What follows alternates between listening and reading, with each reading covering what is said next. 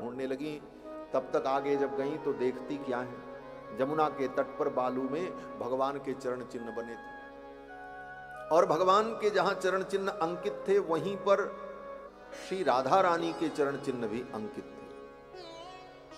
सखियां बैठ गई चारों तरफ से और कहती हैं, देखो देखो, ये तो गोविंद के चरण हैं, और ये बोले ये तो कोई सौभाग्यशालिनी है जो कृष्ण के साथ में। हम तो अभागन हैं कि कृष्ण हमें छोड़ करके चले गए, लेकिन ये परम सौभाग्यशालिनी है जो कृष्ण के साथ में है। अनयाराधितो नूनम भगवान हरिरीश्वरः, अनयाराधितो नूनम, इस गोपी के द्वारा निश्चित रूप से कृष्ण आराधित हुए हैं, और ये कृष्ण के साथ में। ये कौन है? अनयाराधितो, इसके द्वारा भगवान राधित हुए, आराधित हुए, और जो आराधना करे वही तो आराधिका है, और आराधिका एव राधिका, राधिका एव राधा, वही राधा, राधा जी का संकेत है ये। अनयाराधितो नूनम भगवान हरिरीश्वरः यन्नो विहाय गोविंदः प्रीतो यामनयद्रः। गोविंद इसे नहीं छोड़े, इसे गोविंद अपने साथ लेकर के गए। राधा रानी तो भगवान के साथ में ही थी, परंतु आगे जाने पर भगवान श्याम सुंदर ने राधा रानी को भी छोड़ दिया और अंतर्धान हो गए। राधा रानी को भगवान ने क्यों छोड़ दिया? बोले भगवान जान गए कि जब तक राधा रानी उन गोपियों का मार्गदर्शन नहीं करेंगी तब तक वो गोपियां मुझे प्राप्त नहीं कर सकती। ये राधा जी कौन है? बोले श्री जी।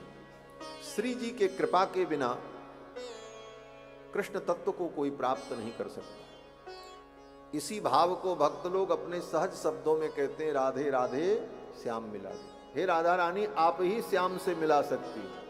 श्री जी के कृपा के बिना, लक्ष्मी जी की कृपा के बिना भगवान को कोई प्राप्त नहीं कर सकता। हमारे यहां तो आचार्यों ने कहा है कि लक्ष्मी ही पुरस्कारत्वे निर्दिष्टा परमर्ष भी। भगवान स्वयं कहते हैं, मत प्राप्तिम प्रति जंतूनाम संसारे पतताम मधः लक्ष्मी ही पुरस्कारत्वे निर्दिष्टा परमर्ष भी ममापि च मतम हेतत नान्यथा लक्षणम भवेत्। भगवान स्वयं कहते हैं कि मत प्राप्तिम प्रति जंतूनाम संसारे पतताम मधः, संसार के ये प्राणी अगर मुझे प्राप्त करना चाहते हैं, मत प्राप्तिम प्रति जंतूनाम संसारे पतताम मधः, तो यही उपाय है लक्ष्मी ही पुरस्कारत्वे। श्री जी का पुरस्कार जब होगा, श्री जी कृपा करेंगी तभी मेरी प्राप्ति होगी। लक्ष्मी ही पुरस्कारत्वे निर्दिष्टा परमर्ष भी। बड़े बड़े महर्षियों ने, आचार्यों ने यही निर्देश किया है, और भगवान कहते मेरा भी यही मत है। भगवान कहते मेरा भी यही मत है। ममापि च मतम हेतत नान्यथा लक्षणम भवेत्। भगवान कहते हैं जब तक श्री जी की कृपा नहीं होगी तब तक मेरी प्राप्ति कोई कर नहीं सकता। इसलिए भगवान ने राधा रानी को भी छोड़ दिया कि अब ये राधा जी जाएं और जाकर के इन गोपियों पर कृपा करें, तब ये गोपियां मुझे प्राप्त करें। और ऐसा सोचकर भगवान अंतर्धान हो गए। तब तक इधर से गोपियां ढूंढती ढूंढती आगे पहुंची, राधा रानी को देखा, श्री जी को देखा, और श्री जी से निवेदन किया। श्री जी ने कहा आओ हम सब चलते हैं और मिल करके कृष्ण को ढूंढते हैं। अब श्री जी के नेतृत्व में गोपियां भगवान को ढूंढ रही हैं। कितना सुंदर संदेश है। श्री जी कौन है? बोले आचार्य हैं। आचार्य के नेतृत्व में ही जीव भगवान को प्राप्त करने का जब प्रयास करता है तभी वो भगवान को प्राप्त कर सकता है। आचार्य के संबंध के बिना भगवान की प्राप्ति जीव को नहीं हो सकती। और आचार्य के निर्देश में, उनके मार्गदर्शन में, राधा रानी के मार्गदर्शन में गोपियां भगवान को ढूंढ रही। अभी तक अपने मन से ढूंढ रही थी, लेकिन भगवान नहीं मिले। पीपल से पूछा, बट से पूछा, बरगद से पूछा, भगवान नहीं मिले। क्यों? बोले आचार्य के निर्देशन में, आचार्य के मार्गदर्शन में अगर आप भगवान को ढूंढोगे तब तो ठाकुर मिलेंगे। और अपने मन से आप ढूंढो तो चाहे पीपल से पूछो चाहे बरगद से पूछो, ठाकुर मिलने वाले नहीं है। ये पीपल बरगद क्या है? बोले पीपल बरगद बट ये वृक्ष ही वेद शास्त्र है। सब वेद शास्त्र पढ़ लो, वेद में ढूंढो, गीता में ढूंढो, रामायण में ढूंढ लो, पुराणों में ढूंढो, कोई तुमको भगवान का सही पता नहीं बताएगा जब तक जीवन में आचार्य नहीं मिलेंगे, सदगुरु नहीं मिलेंगे। श्री जी आचार्य। जब श्री जी का नेतृत्व प्राप्त हुआ गोपियों को, तो गोपियां आनंदित हो गई, उन्हें विश्वास हो गया अब गोविंद का दर्शन हो जाएगा। और राधा रानी उन सखियों को लेकर के आई। कहां? बोले जमुना के तट पर। पुनः पुलिनमागत्य कालिंद्या कृष्ण भावना। पुनः पुलिनमागत्य जमुना के तट पर आई, जमुना के किनारे आई।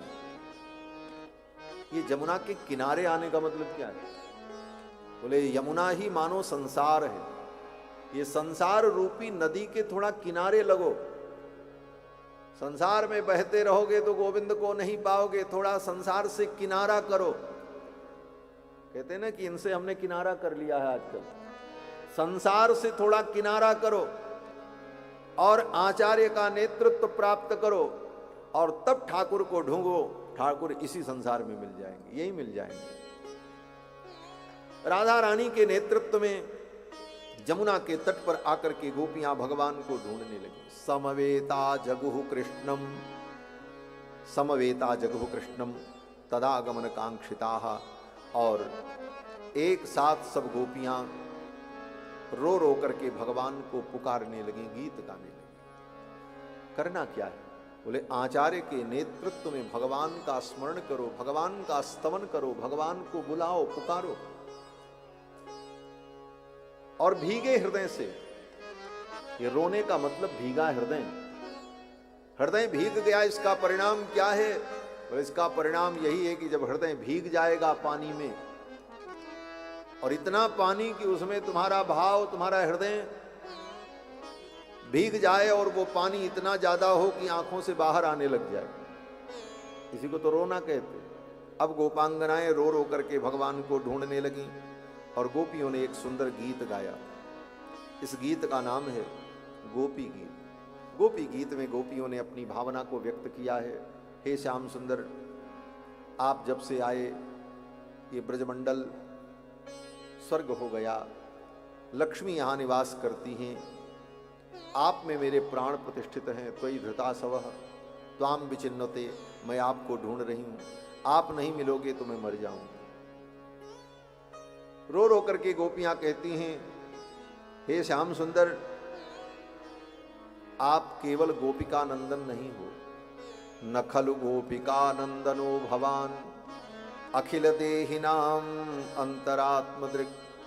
आप केवल गोपिका नंदन नहीं हैं, आप तो समस्त आत्माओं की आत्मा है। इसमें व्यंग भी है।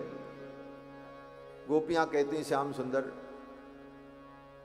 हमने सुना था कि आप यशोदा के बेटा नहीं हो। रातों रात किसी ने ला करके यशोदा के पलंग पर तुम्हें लिटा दिया था, लेकिन आज लग रहा है कि यह बात सही है।